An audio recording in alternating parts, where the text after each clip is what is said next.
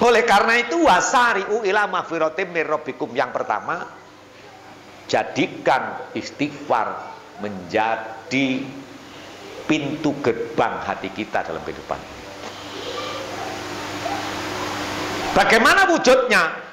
Jangan suka melihat kesalahan orang lain, tapi seringlah melihat kesalahan diri kita sendiri. Itu sikap Rasulullah. Rasulullah tidak pernah menyalahkan siapapun, walaupun jelas-jelas salah.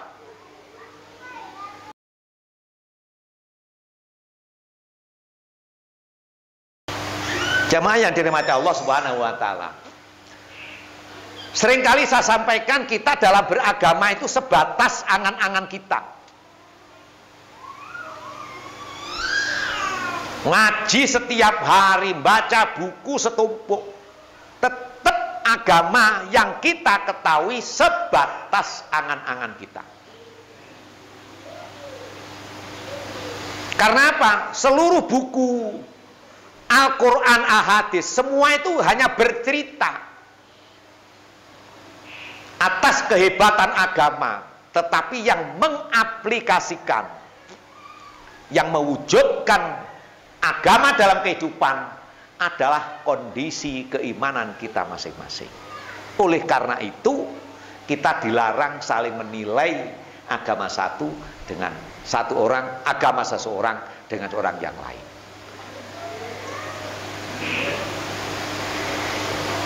Allah berfirman sampai wa'fu wasfahu hatta ya'tiyallahu bi amrih. Bertoleransilah, bermaaf-maafkanlah tentang keberadaan agama seseorang. Kenapa? Karena selama ini yang terjadi di negeri kita Indonesia, agama kita itu seakan-akan dimonopoli oleh satu cabang ilmu, namanya ilmu fikih.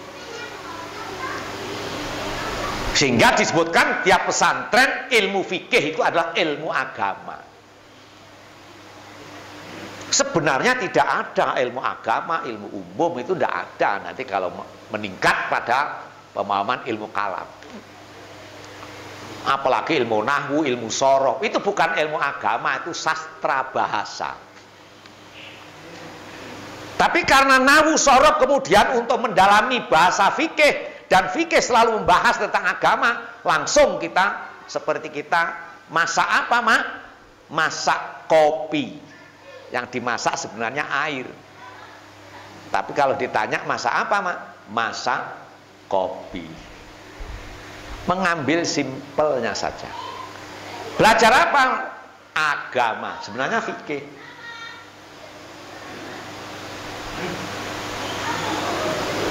Jadi memang dengan ilmu pengetahuan ini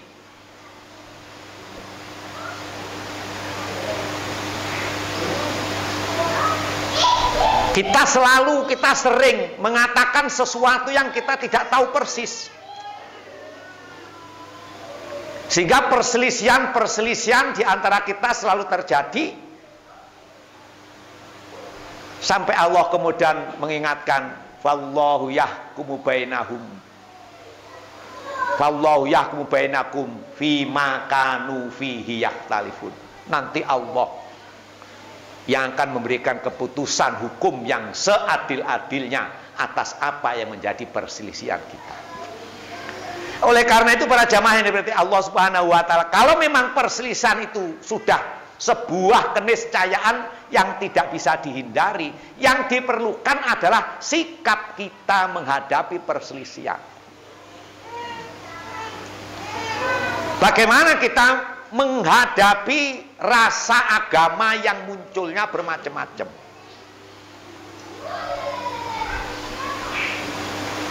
Allah kemudian memberikan panduan di dalam Al-Quran. Pertama, wasari'u ila magfiratim mir rabbikum. Kita modalkan diri kita ini selalu mohon ampun kepada Allah Subhanahu wa ta'ala. Ketika melihat sebuah kesalahan, kejanggalan, maka kembalinya pada diri kita dulu, bukan menunjuk kesalahan pada orang lain. Tuh. Sebab kita seringkali kalau ada kejanggalan dalam kehidupan selalu yang ditunjuk orang lain. Itu sikap. Tunjuk menunjuk itu pun juga sangat dipengaruhi oleh bagaimana cara memahami agama itu sendiri. Kalau gaya beragama bisa sama, organisasi agama bisa berbeda-beda, kemudian sikap beragama, sikap dalam kehidupan sehari-hari mana yang didasari agama itu bisa berbeda. Boleh orang pinter tentang teori-teori agama, tetapi kualitas agama belum tentu menjadi jaminan kebaikan karena kepinterannya.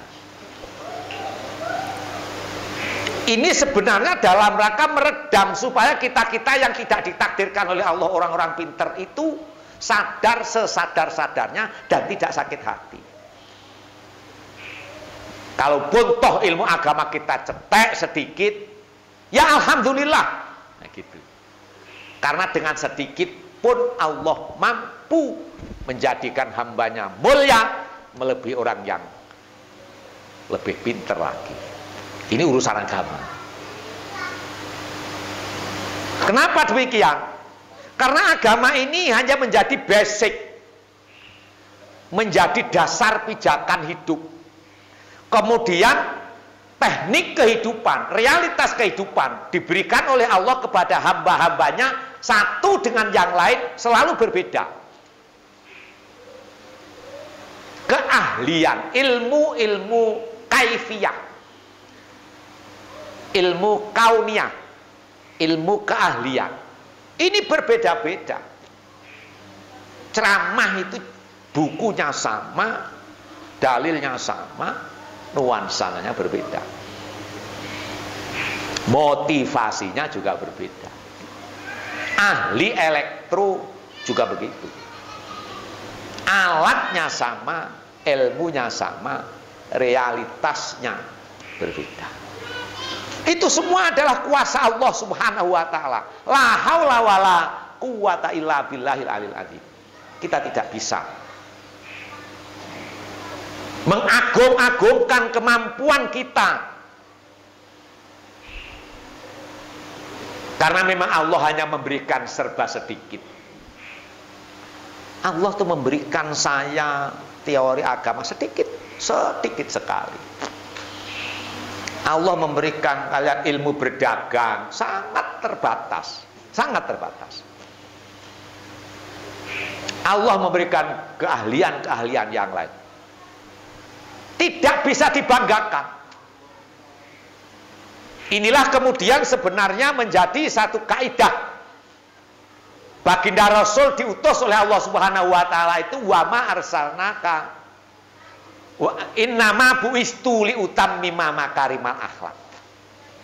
Bukan membenahi kondisi agama kita, bukan.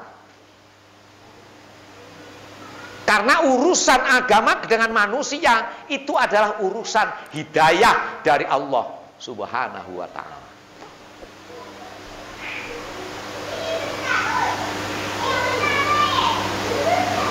Bagaimana ketika Baginda Rasul memohon kepada Allah untuk membimbing pamanda beliau Abu Thalib yang dalam sakaratul maut.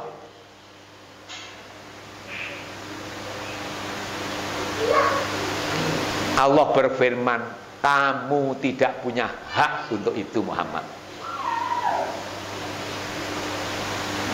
Pamanda beliau, benteng perjuangan beliau, pendamping beliau sejak remaja sampai menjadi Rasul.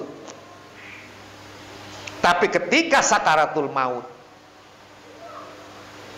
Rasulullah tidak diizinkan oleh Allah untuk membimbing beliau bersyahadat. Berhenti sampai di sini ilmu pengetahuan akhlak. Kita tidak boleh meneruskan. Apa kalau begitu Abu Thalib itu orang kafir? Atau bagaimana bapak baginda Rasul yang belum tahu keislaman apa juga kafir? Itu dibatasi di situ. Kita tidak perlu menanyakan berikutnya. Kenapa? Itu semua urusan Allah Subhanahu wa ta'ala. Sebab kalau sampai kita menyimpulkan, oh bapaknya kafir, ibunya kafir, kemudian kita menyimpulkan beliau berarti masuk neraka. Naudzubillah min dzalik. Otak kita tidak nyambung, Oleh karena itu wasari'u ila magfiratim mir rabbikum, yang pertama, jadikan istighfar menjadi pintu gerbang hati kita dalam kehidupan. Bagaimana wujudnya? Jangan suka melihat kesalahan orang lain, tapi seringlah melihat kesalahan diri kita sendiri. Itu sikap Rasulullah. Rasulullah tidak pernah menyalahkan siapapun, walaupun jelas-jelas salah. Tidak pernah. Makanya baginda Rasul itu diberi mukjizat oleh Allah Subhanahu wa ta'ala yang sangat komplit, karena seluruh mukjizat Rasul sebelumnya diberikan pada beliau. Tapi dalam dakwah beliau tidak pernah memanfaatkan mukjizat untuk mengalahkan umatnya. Tidak pernah. Bagaimana kisah baginda Rasul didemo oleh istrinya yang 9. Beliau mengalah. Banyak istighfar. Bukan beliau tidak mampu, bukan. Bagaimana beliau mengalami krisis ekonomi sampai berhari-hari beliau tidak ada sesuap makanan pun masuk dalam lisan sucinya. Apa berarti Allah membiarkan beliau kelaparan? Pemahamannya adalah laqad kana lakum fi rasulillahi uswatun hasanah. Loh, kalau Rasul yang paling dicintai Allah Subhanahu wa ta'ala sering kelaparan, apalagi kita kalau hanya tidak makan sehari masa mau ngomel gitu. Kalau kita gagal dalam bisnis, wajar. Rasulullah dalam perang Uhud juga gagal. Jangan terus, masa aku sudah punya ilmu begini dan seterusnya, gagal. Siapa yang curang? Nuduh orang lain lagi. Nuduh orang lain lagi. Bagaimana dalam perang Uhud baginda Rasul sampai gigi serinya patah, berdarah bibirnya. Jibril yang datang kemudian, wahai Muhammad, kamu istirahat, aku yang maju perang, biar tak hancurkan itu semua orang kafir. Apa jawab beliau? Jangan Jibril. Mereka memerangi aku karena mereka tidak paham dengan aku. Sampaikan Allah, ihdi qaumi fa innahum la ya'lamun. Jadi peringatan Maulid Nabi ini sebenarnya kita mengambil intisari untuk mengambil contoh-contoh konkret kehidupan baginda Rasul Shallallahu Alaihi Wasallam dalam kehidupan kita sehari-hari, yang nyatanya memang kita ditakdirkan oleh Allah berbeda satu dengan yang lain, tapi kebutuhannya sama, yang berbeda kepinginan dan kepentingannya. Bukan malah sebaliknya, orang tidak ngerti diprovokasi untuk saling bertengkar. Terus sampai kapan kita hidup sejahtera kalau kita hanya ikut provokasi orang lain?